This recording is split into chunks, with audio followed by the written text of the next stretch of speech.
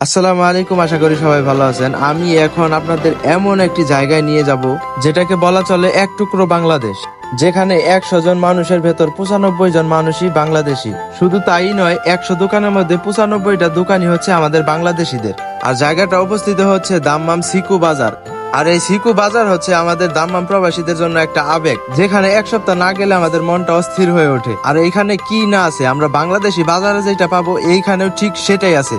এর জন্যই বলি এটা হচ্ছে এক টুকরো বাংলাদেশ, আমাদের দাম্মাম প্রবাসীদের জন্য ইমোশন।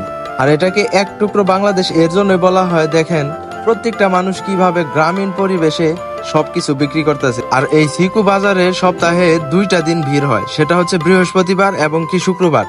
এই 2টা দিন হচ্ছে আমাদের জন্য স্পেশাল, যেহেতু বৃহস্পতিবার দিন আমরা ডিউটি শেষ করে আসি এবং কি শুক্রবার দিন ছুটি থাকে, যার কারণে আমাদের ডিউটির কোনো চিন্তা থাকে না, আমরা আরামসে খুবই ভালোভাবে বাজার করতে পারি। যাই হোক, অন্য প্রসঙ্গে না আসি, আপনারা কারা কারা দাম্মাম সিকুতে থাকেন অবশ্যই একটি কমেন্ট করে যাবেন। দাম্মাম এই সিকুর বাজারের কথা একমাত্র তারাই বুঝবে এই সিকু বাজারে যারা আসছে। আর যারা যারা না আসছেন একবার হলেও ঘুরে যাওয়ার চেষ্টা করবেন। আর যারা একবার হলেও আসছেন তারা কিন্তু অবশ্যই একটি কমেন্ট করে যাবেন।